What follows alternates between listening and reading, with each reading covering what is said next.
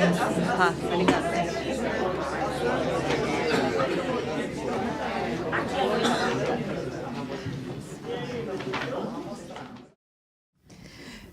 Bom, é um grande prazer estar aqui hoje com esse grupo aqui seleto de parceiras. Foi uma grande experiência. Eu já tinha feito outras coisas aqui, né, com o Instituto Moreira Salles, mas essa foi uma experiência realmente de imersão, e acho que foi a primeira vez que eu fui obrigada a olhar as fotografias de verdade, assim, né, ficar nelas. Então, foi uma grande experiência. Eu queria agradecer toda a equipe que nos apoiou, em especial o Samuel, que vai sempre empurrando a gente para fazer as coisas. E, bom, eu acho que esse processo todo de construção do livro também só foi possível por exercícios sucessivos de humildade. Então, acho que primeiro da Heloísa, que falou, não vai dar para eu fazer sozinha, vou chamar alguém para me ajudar. E eu vim assim, né, em cima do meu salto alto, falei, pode deixar essa parte de história toda comigo, que eu dou conta. Aí, rapidamente, falei, bom, sei mais ou menos um pedacinho da história, vou chamar gente que sabe, e daí chamei, né, já que eu ia chamar alguém que soubesse, resolvi chamar quem sabia mais, né, além do fato de eu gostar delas, obviamente, né. Então, foi uma experiência muito prazerosa, eu acho que intelectualmente muito proveitosa. Para mim também, aprendi muito também nesse processo. Eu queria contar agora, rapidamente, então, um pouquinho sobre o livro, e eu queria começar contando para vocês um episódio que aconteceu em 5 de novembro de 1897. Foi aqui no Rio. Foi o dia em que o presidente da República, que era o Prudente de Moraes, ele estava dando as boas-vindas para os soldados que voltavam da última expedição da última expedição a Canudos, né, que tinham ido lá e tinham vencido a guerra finalmente. Quando o evento estava para começar, alguém atirou. O tiro não acertou o presidente, que era o alvo, mas, em seguida, o atirador sacou de um punhal e matou com 2 punhaladas o ministro da guerra, que era também o comandante dessa última expedição a Canudos, né? E ele morreu ali em público. Acho que esse evento é um daqueles para os quais, infelizmente, a gente não tem fotos, mas é um desses eventos que não aparecem nos livros escolares, que normalmente a gente não considera ao falar da história do Brasil, mas eu acho que ele é muito significativo para apontar 2 características dos conflitos que a gente foi acompanhando ao longo do tempo, né, e que aparecem aí já com clareza e vivacidade. Um é o fato de que a gente tem aí um conflito entre elites, né? Na verdade, o atirador era um florianista que estava, então, se colocando contra o governo civil do Prudente de Moraes. E outro é que aí aparece também um conflito entre o Estado e o povo da República, que é outro conflito que vai aparecer o tempo todo nesse período que a gente retratou, né? Então, aí estão também claras, nessas 2 dimensões, evidências que eu acho que a gente vai mostrando a profusão ao longo do livro e da exposição, de que há 2 mitos sobre o Brasil que são disseminados há muito tempo e de diferentes maneiras e que não correspondem à nossa realidade. Um que é o mito da conciliação entre elites, que as elites políticas sempre resolvem os problemas negociando, e outro que é o mito do povo pacífico, que nunca se rebela, que nunca se levanta contra o Estado. Então, ao longo desse período que vai de um a outro golpe de Estado, de 1889 a 1964, nós mapeamos 20 casos de conflito, no qual outras 3 características apareceram com muita força, né? Não só o fato de que são conflitos, mas nós selecionamos não quaisquer conflitos, mas aqueles conflitos que foram resolvidos com violência. Então, são conflitos dos quais o Estado foi o principal participante, ou teve um papel muito significativo, em que o Exército ou alguma das outras forças armadas teve participação, e, finalmente, aquele no qual uma das partes, ou todas as partes, fez uso da violência física, né, sem contar outras formas de violência. Então, a gente tem aí, ao longo desse período, vários conflitos que eu acho que a gente poderia grosseiramente dividir nessas duas chaves que eu apontei. Uma são esses conflitos de peixe grande, né, entre setores de elite, entre elites regionais diferentes, e esse outro que é da arraia miúda, que se insubordina contra o Estado. Então, vou dar só alguns exemplos para vocês, porque quero que vocês depois leiam o livro, né? Se começar a contar tudo aqui, ninguém compra o livro, não vê a exposição, né? Então, eu já fui bem... Então, esses conflitos entre elites ou entre setores de elite, sobretudo ali no começo da República, do qual eu posso falar um pouco melhor, eles giram em torno de duas grandes temáticas. Uma é o próprio desenho institucional da República, né? O que a República vai ser ou deve ser, de que maneira vai se dividir o poder político nacional. E a outra diz respeito a quem vai mandar, qual facção da elite ou qual elite vai controlar o poder do Estado. Esses conflitos aconteceram assim de maneira candente no começo da República. Primeiro, no próprio golpe militar que instituiu a República, em 89, e depois, numa sequência de disputas em que entrou em jogo se o país ia se tornar uma república ou voltar a ser uma monarquia, se essa república ia ser centralizada ou federalista, se ela ia ser civil ou militar, né? Então, tem aí uma série de conflitos que vão se estabelecendo, e eu queria chamar a atenção para dois deles que se sobrepõem, que estouram mais ou menos ao mesmo tempo, em 1893. Uma é uma revolta de republicanos dissidentes, que é a revolta federalista no Rio Grande do Sul, e outra é a revolta da Armada, que estoura aqui no Rio. Elas começam independentes, elas têm as suas próprias motivações, etc., mas elas confluem para um movimento único de deposição do presidente da República, o Floriano Peixoto.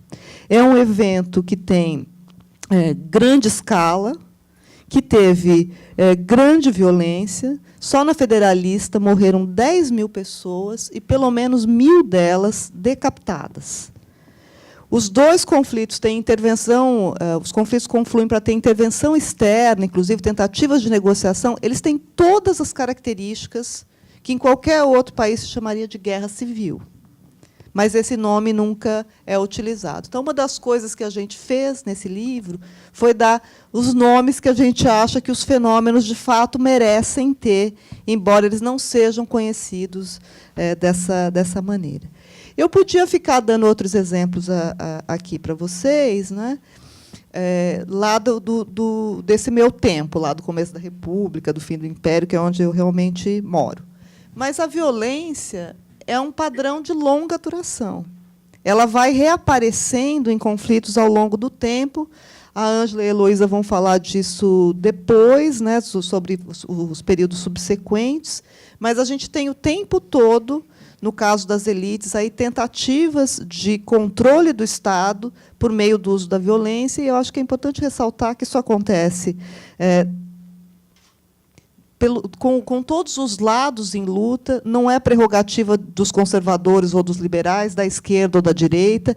A violência é uma linguagem, é um recurso que vai sendo usado o tempo todo. Então, os conflitos de elite, eu acho que o livro vai mostrando, espero que vocês saiam persuadidos da exposição também, que as nossas elites não têm nada de conciliadoras e de pacíficas, que, na hora em que não é possível resolver a seu gosto os conflitos, elas realmente fazem uso, né, de bomba, canhão, essas coisas todas. Agora, tem também um segundo tipo de conflito, de confronto violento, que vai aparecendo ao longo do tempo e que contraria aquele outro mito do povo pacífico. Então, tem vários episódios na nossa história, a gente podia ir para trás do período que a gente pegou, para frente, em que grupos sociais de estratos baixos se insubordinam. Em geral, eles não fazem como setores de elite, em que eles reivindicam o poder do Estado ou tentam tomar o Estado. São revoltas que têm uma característica mais reativa a medidas que o Estado ou que elites tentam impor a eles. Então, ao longo desse tempo em que me diz respeito aqui, há revoltas que são típicas da formação dos Estados nacionais. Então, em reação à secularização do Estado, que foi o que aconteceu em Canudos, por exemplo, à taxação, ao serviço militar e mesmo à intervenção, à regulamentação que o Estado vai impondo aos próprios corpos, no caso da revolta da vacina, né? Então, a gente tem aí várias situações em que o Estado tenta regulamentar, controlar, intervir na vida dos cidadãos e eles se revoltam. Nesses dois casos aí mais barulhentos, Canudos e a vacina, essa rebelião ela teve grande escala. A violência aconteceu dos dois lados. Por exemplo, no caso da vacina, vocês podem ver as fotos, os bondes foram tombados para servir de barricada. Então, a gente tem aí uma reação, uma resistência muito forte desse povo, que, então, também, né, não tem nada de pacífico. E o Estado reage também usando violência. No caso da vacina, como era na capital, né, do país, foram presas pelo menos 1.000 pessoas, centenas foram feridas e foram mortos 30 manifestantes, inclusive crianças. Então, a gente tem aí também um outro fenômeno que sempre é narrado assim nos livros de história também, que, com a modernização, a violência vai desaparecendo, a sociedade vai se civilizando. E a gente poderia pensar que contestado, a vacina, Canudos, são coisas que ficaram lá no passado, mas outra vez vocês vão ouvir aqui as minhas parceiras e vão ver que esse tipo de fenômeno continua acontecendo, né? Enfim, nesses conflitos aí do povo contra o Estado, os estratos baixos se mobilizam em reação.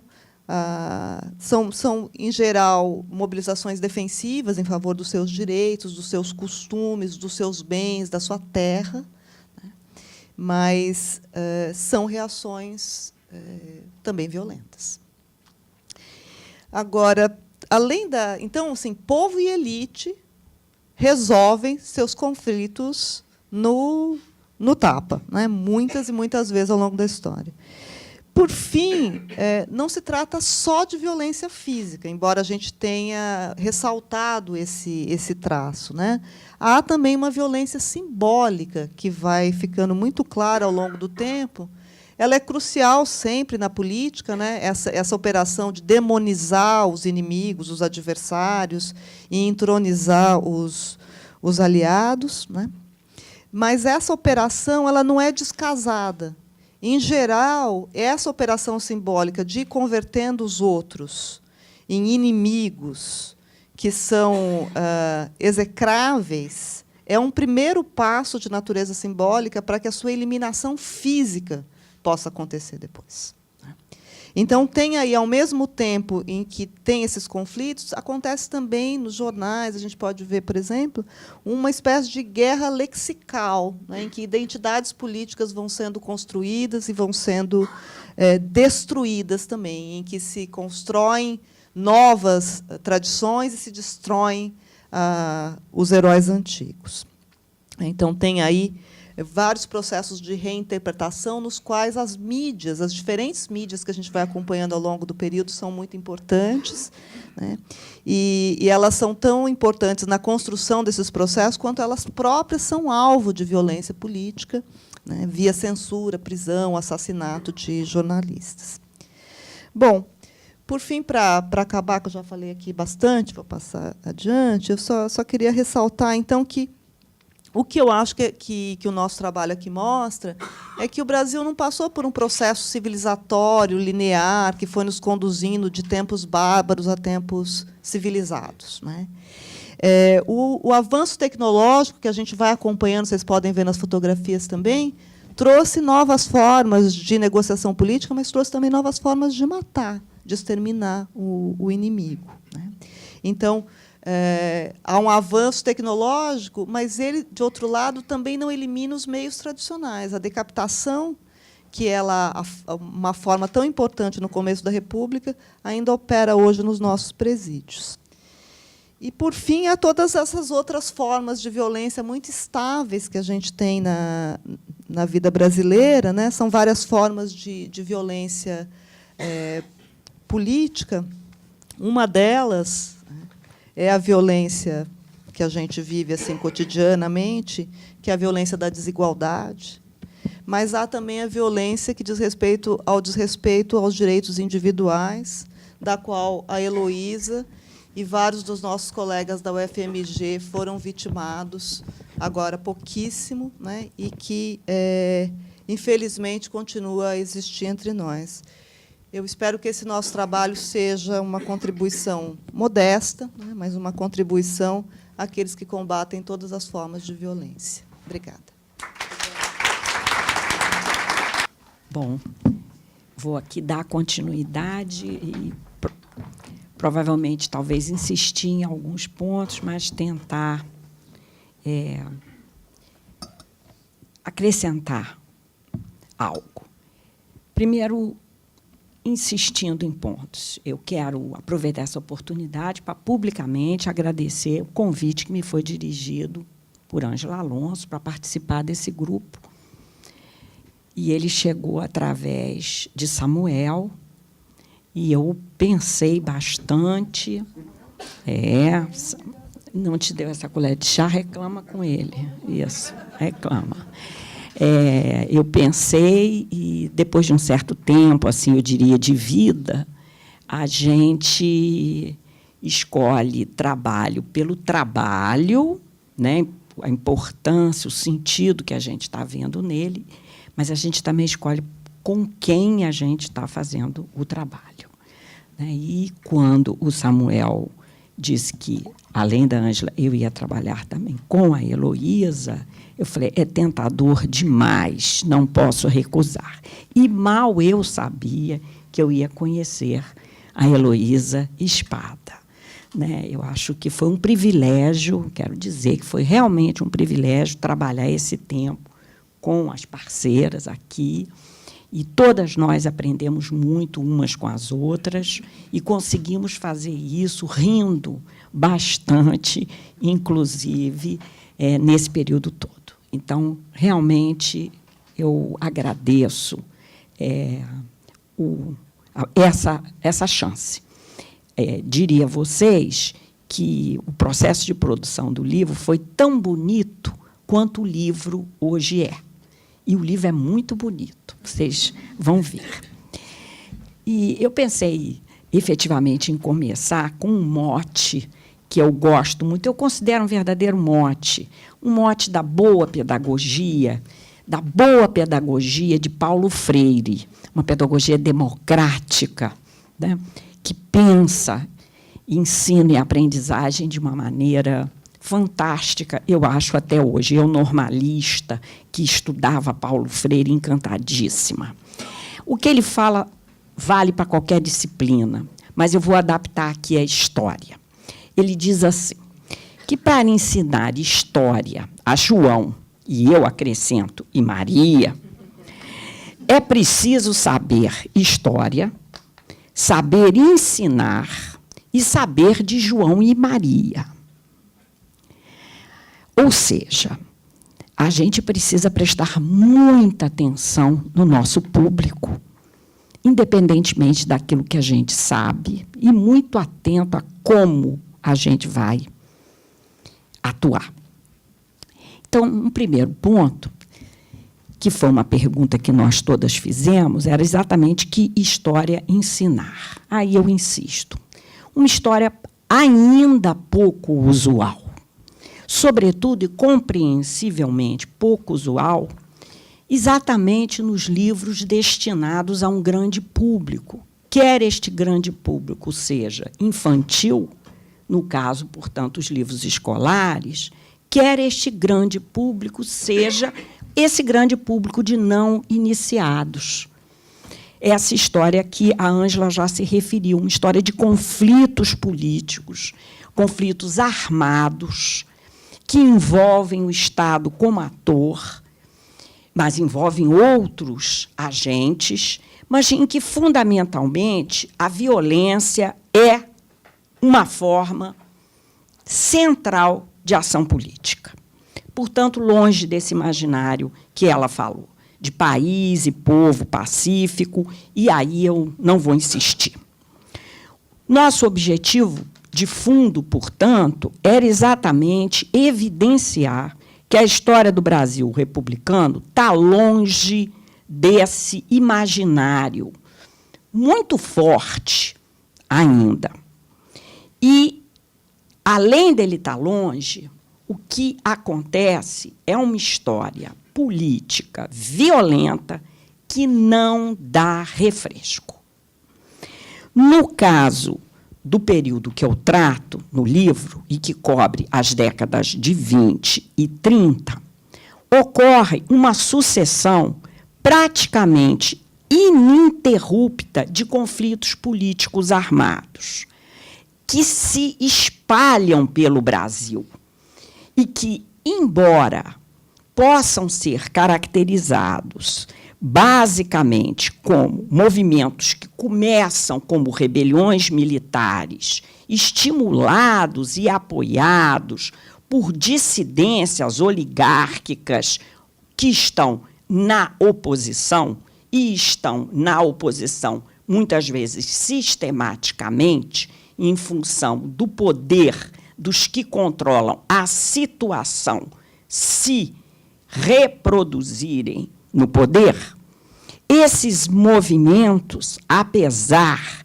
de serem rebeliões militares, com apoio de setores de elite, nem por isso deixam de afetar grandes parcelas da população urbana e também rural.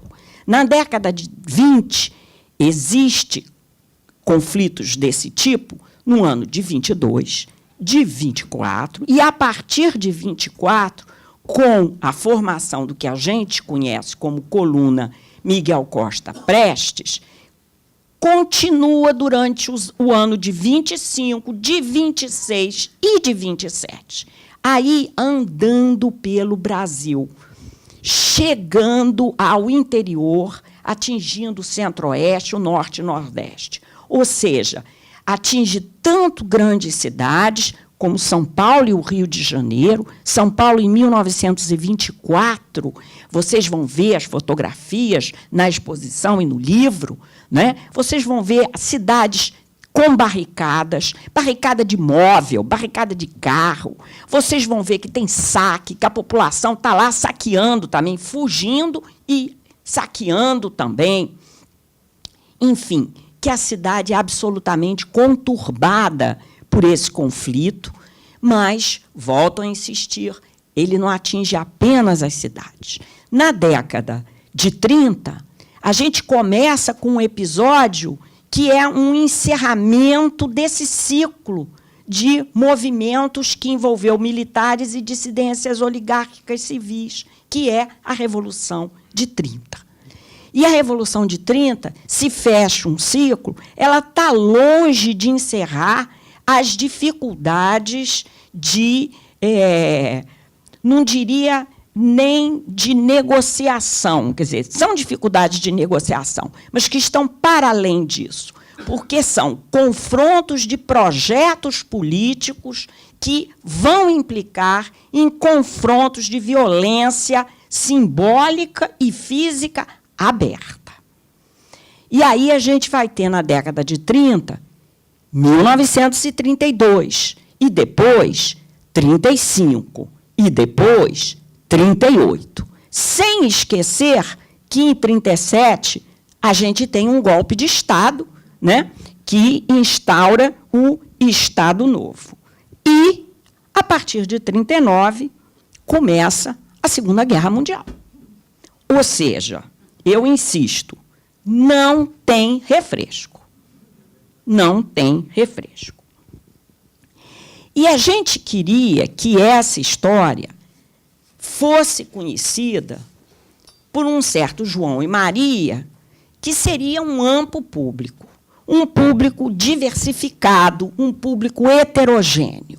Quer dizer, esse livro não é para os iniciados, ele é para os não iniciados. E a gente se ocupou de fazer isso, se preocupando, de um lado, como a Ângela já mencionou, em ser muito cuidadoso conceitualmente. Tão cuidadoso que o leitor nem percebe isso. A gente vai fazendo as coisas, vai explicando, e o leitor vai lendo, né?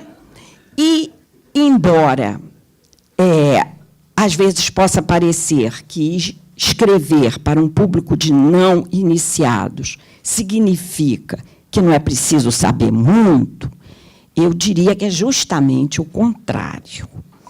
A Van Filosofia pensa isso. É preciso saber muito, porque é preciso selecionar e é preciso agenciar essa seleção, saber o que é mais importante e o que também é mais interessante para um grande público, e saber dizer a ele isso de forma importante e interessante também.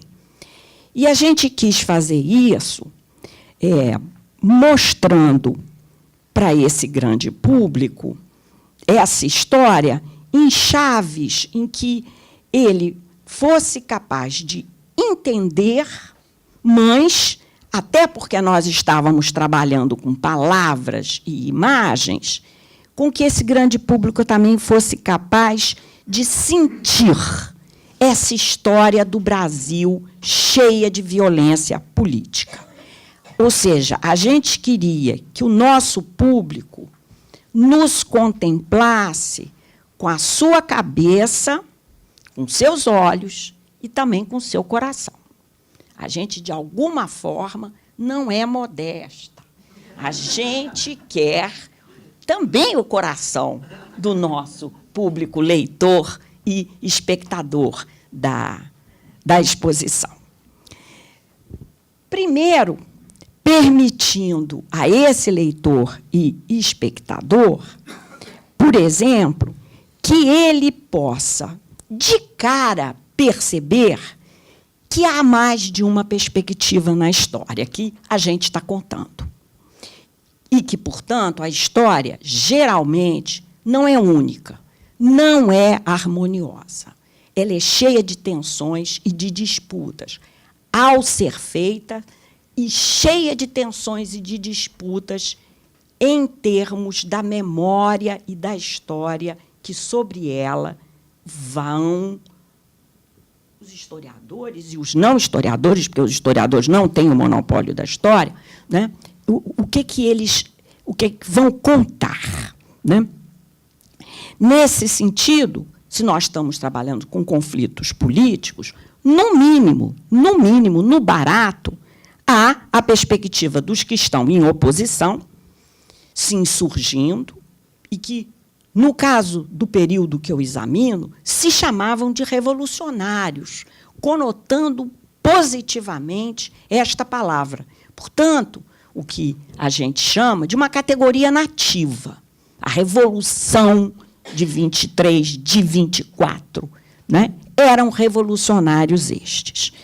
Mas, de outro lado, os que defendiam a situação se chamavam de legalistas, e, acusando os seus opositores, os chamavam de insurgentes, de rebeldes, de revoltosos e de coisas piores também. de bandidos, etc. Corruptos se chamavam mutuamente. Todos.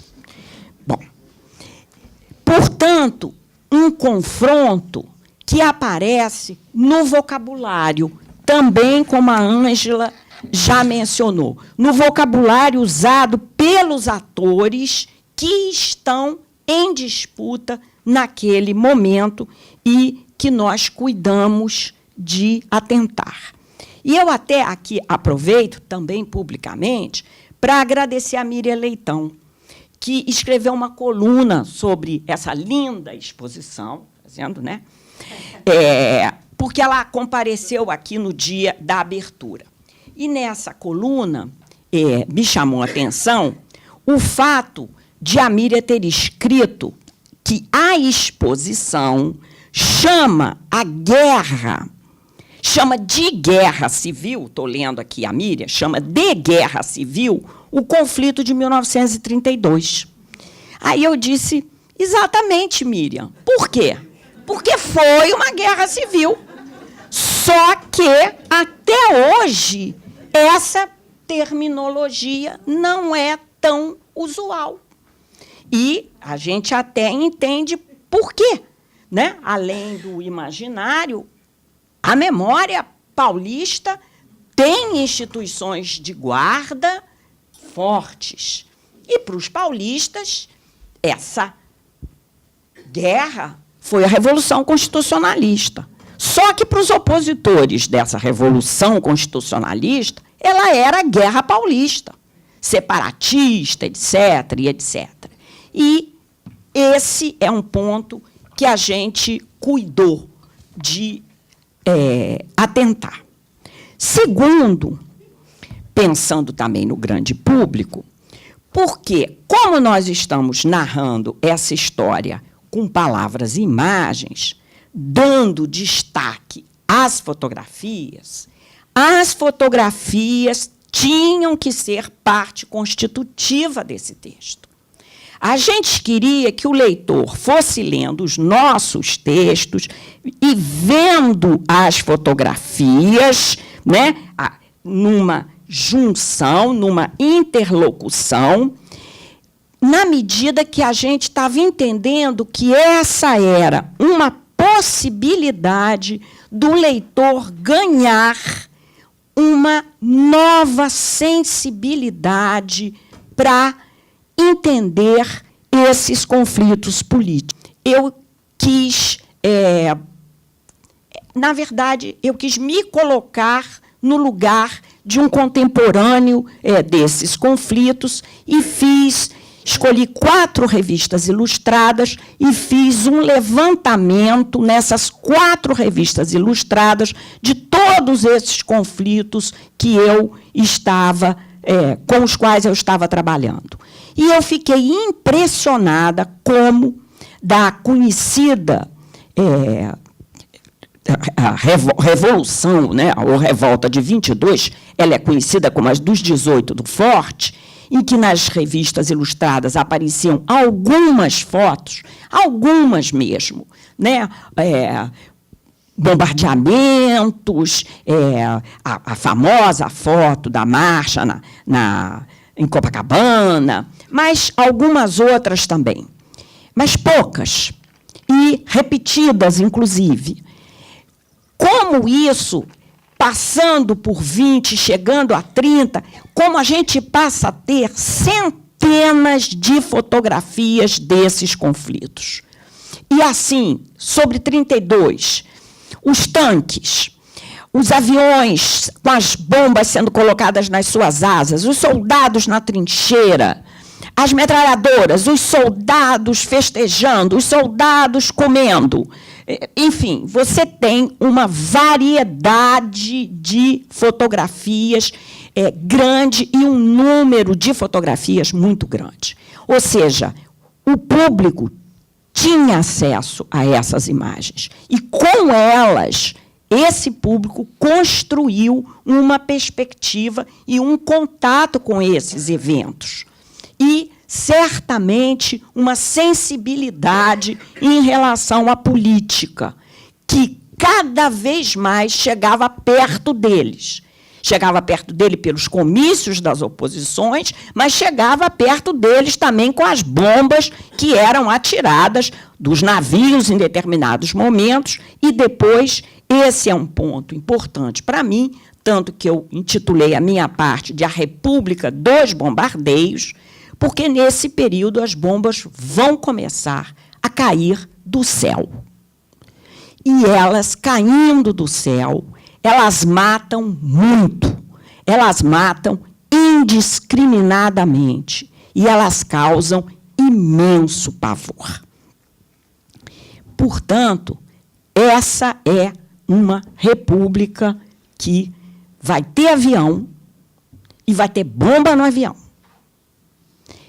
Também por isso eu comecei a minha parte com Santos Dumont, com o suicídio de Santos Dumont.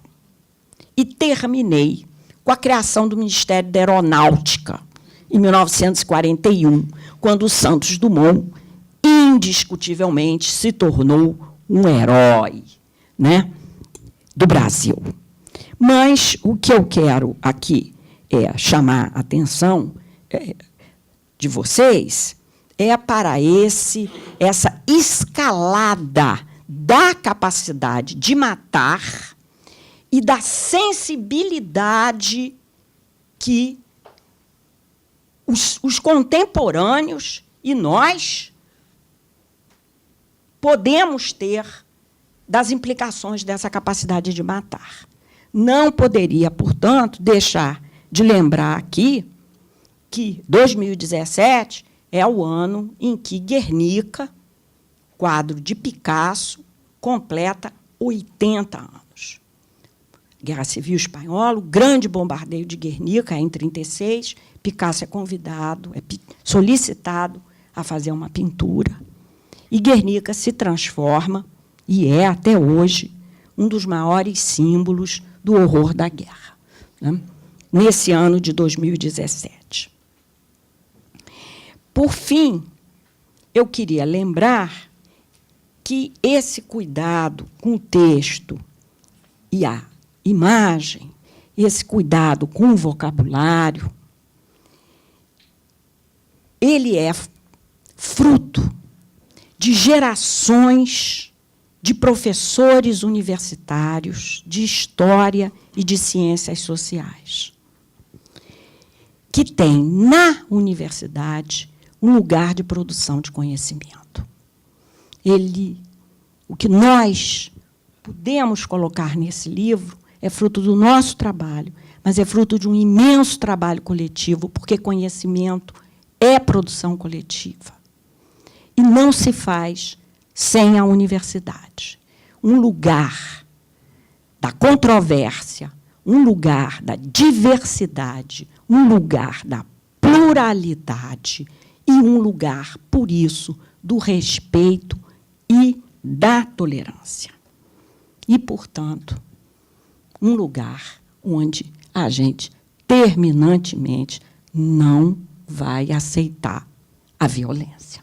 Né, Heloísa? Eu não sei se vocês já passaram... Eu já passei pela experiência de falar na frente da bibliografia, que está aqui. Agora, falar ao lado da bibliografia, da referência, é muito difícil. Então, mas, enfim, vou tentar. Eu tenho, apesar de eu não ter sido convidada pelo Samuel, queria agradecer muito. Foi uma grande honra participar desse projeto. E, na hora que a Ângela Alonso falou para mim assim, aceita, eu falei, puxa, a Ângela Alonso está querendo que eu trabalhe com ela. Sabe, eu leio tudo da Ângela Alonso, copio tudo e tal. E aí, roubo umas coisas dela, ela está querendo que eu trabalhe com ela. Não, fiquei assim emocionada. Aí ela completou, falou, pois é, porque a Ângela de Castro Gomes topou. Aí eu infartei, né? Como assim, Ângela? Você já contou para a Ângela de Castro Gomes que eu vou também e tal, e está tudo bem? Então, ela permanece da equipe, está tudo bem. Então, foi muito legal. E foi muito bacana conhecer a minha xará. A gente ficou, nos e-mails tem isso, é a minha xará, A Ângela de Castro Gomes um dia chamou a Ângela Alonso de Anjinha, e eu dei um ataque de ciúmes. Um ataque. Falei, como assim, Anjinha? Aí, logo a seguir, nós passamos a chamá-la de Arcângela, porque aí, né? Então, ficou tudo bem, né? E aí, então, esse foi um pouco o humor e o prazer desse trabalho. Foi um trabalho muito bacana. E aí eu, finalmente, conheci o Samuel, e foi também uma coisa muito legal. E o livro que ele fez junto com a Heloísa eu acho que vocês vão achar maravilhoso, né? Então, então tem esse lado, e que eu tenho que agradecer muito ao Instituto Moreira Salles ter me proporcionado essa experiência, essa viagem, né, que foi muito bacana. Quando eu cheguei lá, eu cheguei achando também que eu ia resolver o expediente rapidamente, né, porque eu peguei o período que ia de 54 ao golpe militar de 64. Falei, não é possível, né?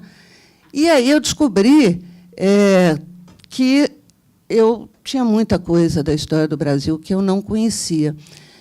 Descobri duas coisas que eu queria falar para vocês. Uma de que tinham episódios, que eu vou falar rapidamente aqui, que eu não sabia, na verdade, né? E que eu acho que os brasileiros não conhecem. E a segunda coisa, no geral, que me impressionou muito, eu não vou repetir o que elas disseram, é isso mesmo, mas que me impressionou enormemente, é o fato de que esse é um momento em que você tem uma grande mobilização popular em defesa da democracia, né? E você tem várias tentativas de golpe militar, né, contra a democracia. Então, tinha um traço da sociedade brasileira se mobilizando, né, que era uma coisa muito nova. E aí nós discutimos muito isso, e então a minha parte ficou como sendo as ruas da República, porque é o momento em que, embora eu vá trabalhar também com um outro ângulo, que é a questão do campo, que também é um momento em que há uma virada na questão, nas formas de luta do campo, né? Nesse caso, era uma situação muito nova. As pessoas vão sair às ruas em defesa da democracia, e os militares, principalmente no meu momento, até o golpe, principalmente a aeronáutica, vai tentar impedir exatamente essa democracia.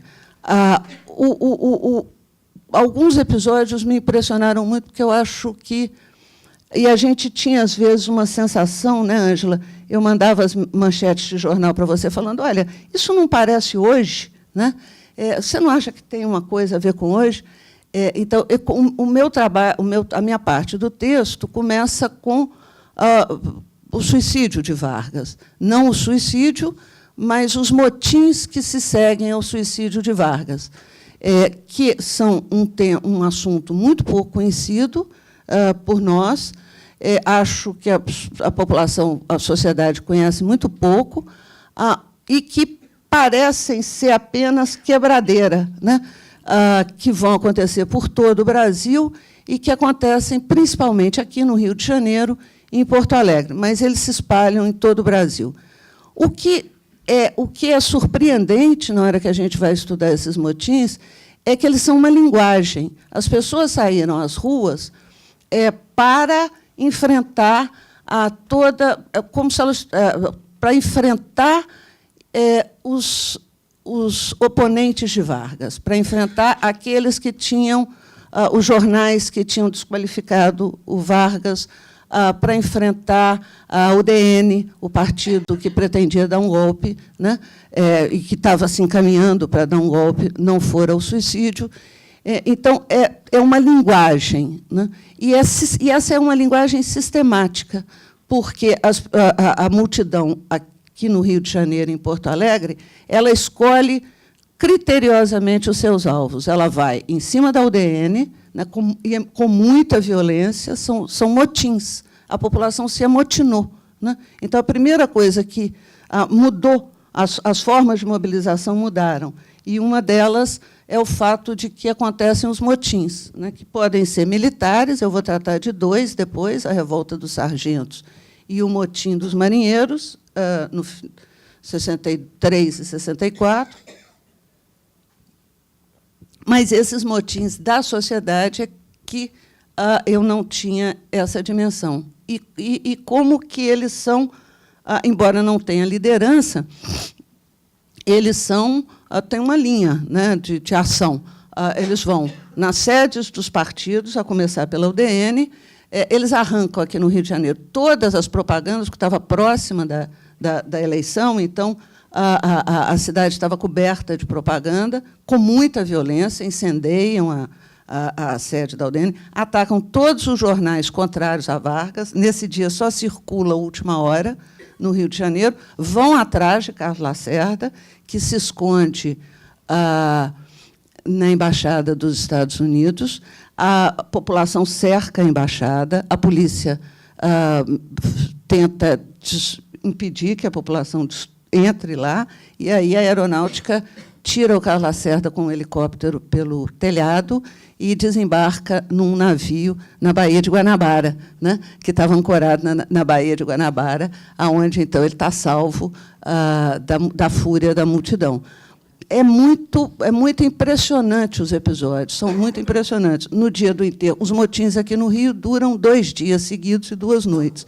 No dia do enterro de Vargas, toda aquela multidão que vai acompanhar o caixão até o aeroporto Santos Dumont é uma multidão enorme. Tem uma foto muito impressionante dela se desdobrando, mas o que eu não sabia, né, o que eu acho que pouca gente sabe, é que, no momento que o avião parte com o corpo de Vargas para São Borja, a multidão olha e se vê diante do quartel da aeronáutica. E ela vai e ataca o quartel, e os soldados atiram contra a multidão. São 15 minutos de tiroteio, né? Tem um jovem morre, muita gente é ferida, e a gente não quer dizer, não sei vocês, mas eu não sabia, né? Então, e no caso no caso do Rio, são construídas barricadas, é ocupado o centro da cidade. São 2 dias de levante. No caso de Porto Alegre, a violência é muito maior, porque provavelmente o governador, que é o Dornelles, que é primo, né, do Vargas, eu tinha essa vantagem. Eu falava quem é, bastava perguntar, né? Então, era uma parte boa. Ele hesita, evidentemente, em chamar a polícia, em chamar o exército para reprimir a população. E aí a população fica livre. E livre, ela vai no mesmo procedimento, ela vai contra os partidos contrários a Vargas, sobretudo a UDN, ela vai contra o capital estrangeiro, especialmente o capital norte-americano, e aí inclui desde embaixada, banco, até loja que vender carro importado. São 15 carros importados destruídos numa única loja, numa única revendedora em Porto Alegre, né? Com cuidado, quando eles atacam o banco, né, o Citibank, em Porto Alegre, eles destroem tudo, menos deixam intacto o dinheiro dentro do banco. É um negócio assim, é muito impressionante. Então, ao final desse processo, a gente deu o título do dia em que a democracia se amotinou, porque não há nenhuma dúvida de que o suicídio de Vargas barra o golpe, mas quem impede e faz recuar os golpistas é o povo na rua, nesses motins. Então, por isso que é o dia em que a democracia se amotinou, né? E que é uma história muito pouco conhecida, eu acho. O outro momento de mobilização nacional em defesa da democracia é o momento em que o Jânio Quadros renuncia e Jango está fora do Brasil e os militares tentam um golpe, como me ensinou Ângela de Castro Gomes, de baixo custo. Quer dizer, eles botam na mão do Congresso vetar a posse do Jango, né? Criar o impeachment. Ela falou, repara, é uma estratégia, é golpe de baixo custo, né? Os ministros militares fazem isso, mas quem vai garantir o golpe é o Congresso. E é o momento, então, em que Brizola toma a decisão, eu estou resumindo com a mesma estratégia dela, em que Brizola toma a decisão de usar, porque isso também é uma novidade. Vocês vão ver no livro como são utilizados os meios de comunicação, né?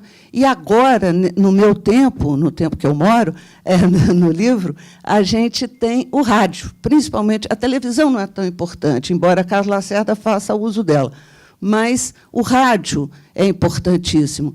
E o Brizola chega à conclusão, ele fala isso, é muito legal. Ele diz, a população não quer ser vítima no momento de uma tentativa de golpe, ela quer ser protagonista.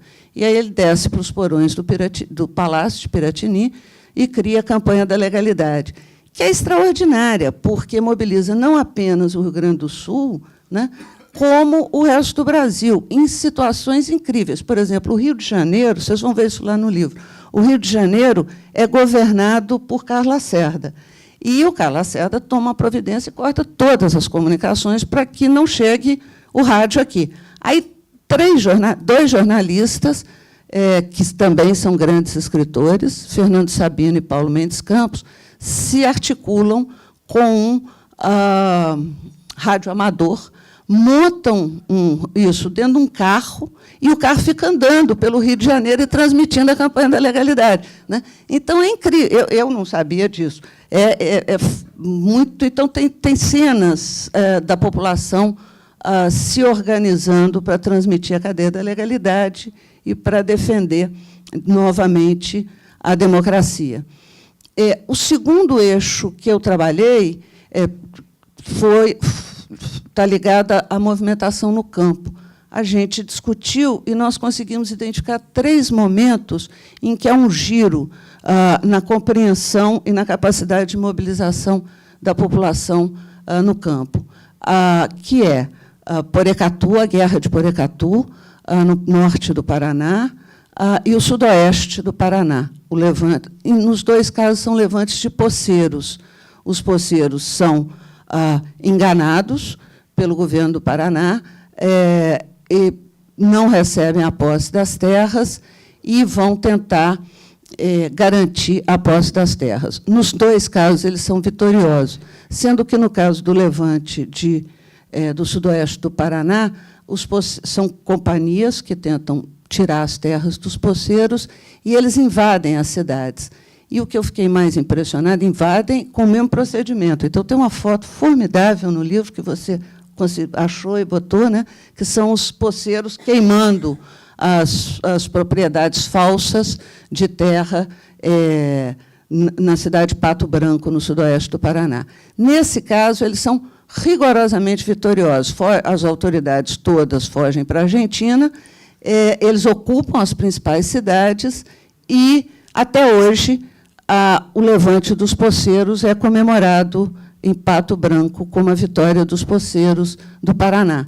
O terceiro movimento, é o menos conhecido, é a República Livre de Trombas e Formoso, que é um evento, que é uma revolta, né? Começa também de poceiros, começa com a Batalha de Tataíra, no norte de Goiás.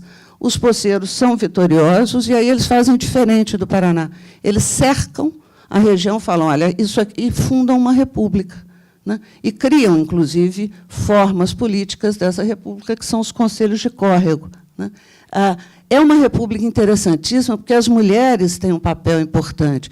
2 conselhos de córrego são presididos pelas comadres, que é a maneira como eles, do mesmo jeito que na Revolução de 1817 são os patriotas, né?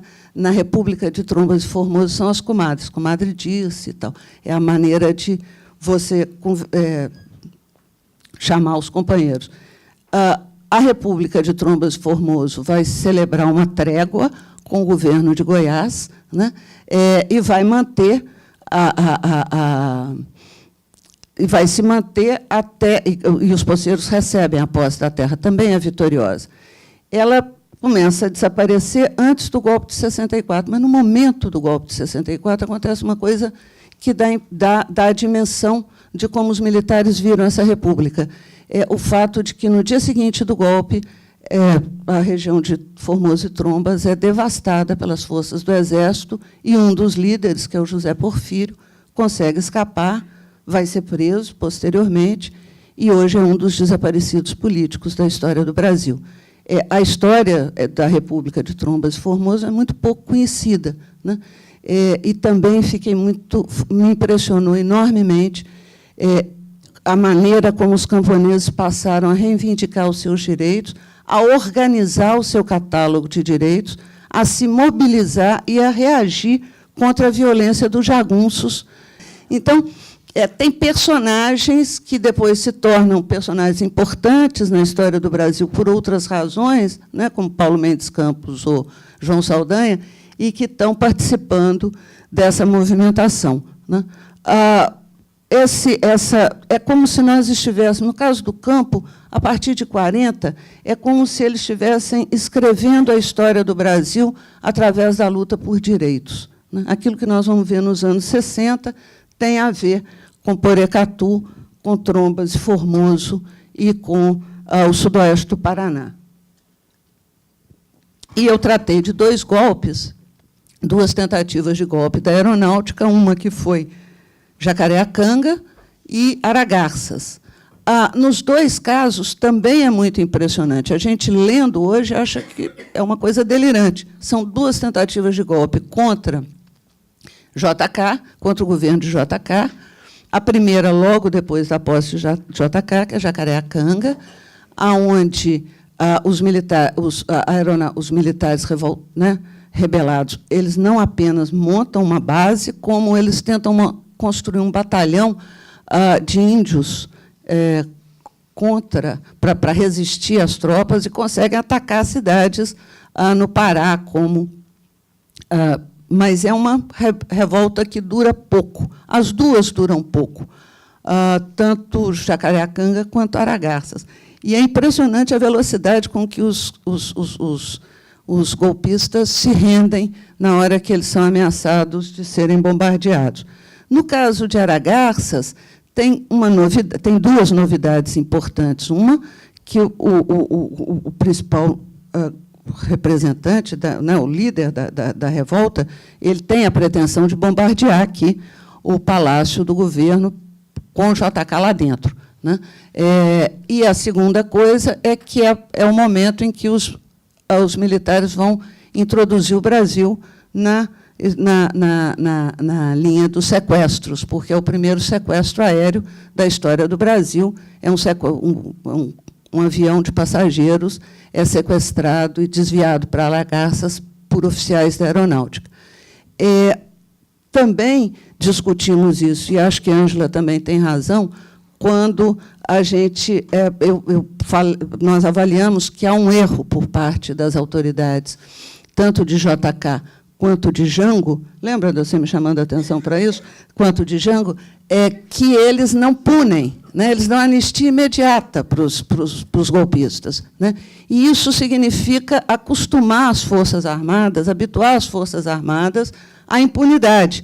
E aí ela dizia assim, e eles não aprenderam isso nem em 64, porque eles achavam que 64 ia ser rápido. Aí eu botei, nem em 64, lembra? Refiz aquilo ali por causa dessa discussão, que foi legal. Que era isso, quer dizer, o Exército tinha mudado, as Forças Armadas tinham mudado, a natureza delas tinha mudado, o propósito tinha mudado, e, ao serem anistiadas, é como se a prática pudesse ser reiteradas vezes repetida. Deu em 64. E Jango e JK não perceberam isso nem em 64, só vão perceber bastante tempo depois. A última coisa que eu queria chamar a atenção é que me impressionou muito o texto de Ângela Alonso quando ela começou a trazer à cena a questão da degola, né? Como que isso era uma prática das Forças Armadas, como que isso era tinha um traço na história do Brasil nessas condições. E nós fizemos muitas discussões sobre como iríamos terminar o livro, já que nós íamos terminar no dia do golpe. Então, o meu texto vai até o golpe, né? Até o dia do golpe, E aí nós nos deparamos com uma cena muito impressionante, que é a prisão de uma grande liderança comunista e camponesa do Brasil, que é Gregório Bezerra, que é preso, e ele vai ser torturado no dia do golpe. Ele é preso no 1º de abril, e ele vai ser torturado num quartel, e depois ele é arrastado pelas ruas do Recife, e os militares, para arrastarem o Gregório, eles colocam 3 cordas. São 3 militares puxando 3 cordas, como se fosse um bicho, né? Nas ruas do Recife. Quem impede que o Gregório Bezerra seja morto é a população do Recife. A televisão vai imediatamente para lá e começa a filmar. A rádio começa a dizer que Gregório está sendo arrastado nas ruas do Recife, e uma parte, um grupo de pernambucanos, diria o Evaldo Cabral, que é próprio dos pernambucanos serem valentes, né? Então, mas esses são especialmente valentes, esses pernambucanos, porque eles vão ao comando do Exército e acusam o general, dizendo para ele o seguinte: olha, esses militares que estão arrastando o Gregório estão sob seu comando, e se você e a responsabilidade é sua do que está acontecendo, né? O general então percebe que a situação não virou, né, e dá ordem de recolherem o Gregório Bezerra para o forte das 5 Pontas. E aí, na hora que a tropa chega para prender o Gregório e tirar ele da mão dos outros militares, eles têm que tirar as cordas. E aí, na hora que eles tiram as cordas, o fio de sangue que está aqui evoca a abertura do texto da Ângela, que é a degola.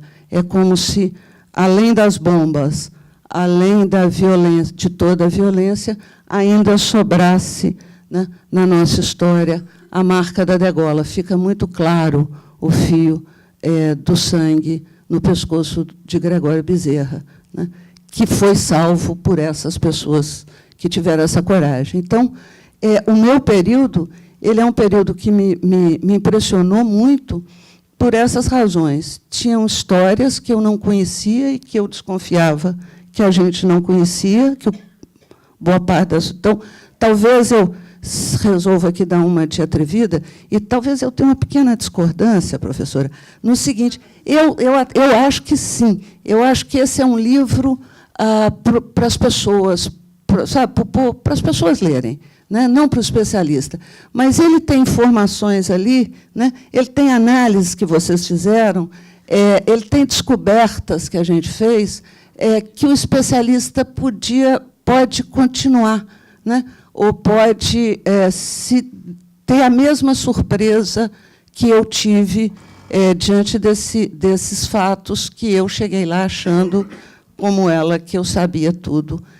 Tinha feito até a biografia do personagem e descobri que eu não sabia muito sobre o personagem naquele tempo, e hoje me surpreendo com um personagem no qual eu não reconheço o meu país.